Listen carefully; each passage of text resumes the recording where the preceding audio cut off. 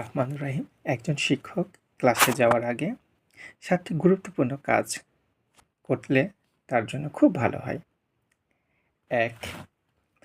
প্রথমত হচ্ছে যে পাঠ প্রস্তুতি। আপনাকে কি পড়াবেন, কতটুকু পড়াবেন, সেটার মূল বিষয়, উদাহরণ সহ এবং ব্যাখ্যা আপনার জন্য জেনে যাওয়া খুব দরকার। পাঠ প্রস্তুতি আপনি বিশদভাবে খাতা ভর্তি করে লিখে নিয়ে যেতে হবে তার কোনো মানে নেই।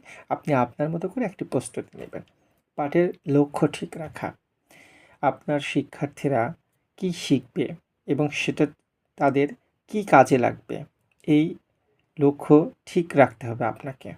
উপকরণ প্রস্তুত রাখা, আপনি সেই নির্ধারিত পাঠের জন্য কি কি উপকরণ ব্যবহার করবেন সেটি নিয়ে যাবেন এবং প্রয়োজনীয় কিছু উপকরণ যেমন হতে পারে চক, হতে পারে মার্কারি পেন, আরও বই, বিভিন্ন উপকরণ আরও হতে পারে আপনি নির্ধারিত পাঠের জন্য। এখন আপনি একজন শিক্ষক, প্রতিদিন যান, আপনি চক বা মার্কারি নিয়ে যান না, আপনার শিক্ষার্থীকে পাঠান যে চক নিয়ে আসো, মার্কারি নিয়ে আসো।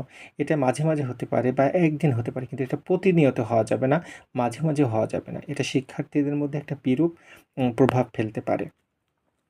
সময় পরিকল্পনা, এটা খুবই ইম্পর্ট্যান্ট। সময় পরিকল্পনা মানে আপনি কতটুকু সময় ধরে কোন অংশ পড়াবেন, কি উদাহরণ দিবেন, এগুলো সব কিন্তু আপনি নির্ধারণ করে রাখবেন কোন সময়ের মধ্যে আপনি আপনার এই পাঠটি শেষ করবেন। শিক্ষার্থীর আগ্রহ জানার পরিকল্পনা, এটা খুবই ইম্পর্ট্যান্ট। আপনি এটা করতে পারেন গল্প করে, প্রশ্ন করে, কোনো উদাহরণ দিয়ে তার আগ্রহ জানতে হবে এবং তার আগ্রহটা পাঠের উপর ধরে রাখতে হবে। তারপরে আছে মন মানসিকতা ঠিক রাখা।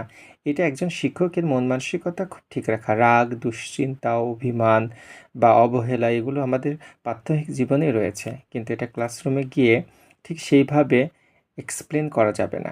আমাকে তো অনেক সময় একজন প্রশিক্ষক বলেছিলেন যে আপনি যদি কখনো অসুস্থ হন, সেটাও ক্লাসে গিয়ে বলার দরকার নেই যে আমি আজকে খুব অসুস্থ, পারছি না পড়াতে, ভালো লাগছে না, কারণ এটা ব্যাড ইমপ্রেশন ফেলায়।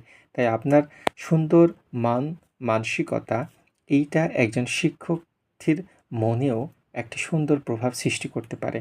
আপনি রাগারাগি করলে, আপনি তাদেরকে খুব কটূক্তি কথা বললে, সেটা তাদের প্রতি একটা বিরূপ মনোভাব আসে। তাই শিক্ষকের মন মানসিকতা খুব সুন্দর হতে হবে। দোয়া করা, দোয়া করার ক্ষেত্রে প্রথমটি হচ্ছে নিজের জন্য দোয়া করা। সেটা আপনি করতে পারেন যে হে আল্লাহ, আমাকে সহজভাবে জ্ঞান দেওয়ার তৌফিক দেন। আপনি দোয়া করবেন হে আল্লাহ, আমাকে সহজভাবে জ্ঞান অর্জন করার তৌফিক দেন। এরপর দোয়া করবেন আপনি আপনার শিক্ষার্থীর জন্য। ঠিক এইভাবে দোয়া করবেন যে আমি আমার সন্তানের জন্য, আমার জন্য যতটুকু ভালো চাই তার চাইতেও বা ততটুকুই আমি তোমার জন্য, তোমাদের জন্য ভালো চাই। তাহলে দেখবেন ধীরে ধীরে আপনি হয়ে উঠবেন অনন্য একজন শিক্ষক এবং আপনার শিক্ষার্থীরা হয়ে উঠবে অনন্য শিক্ষার্থী এবং জাতীয় এবং বৈদেশিক সম্পদ। ধন্যবাদ সবাইকে।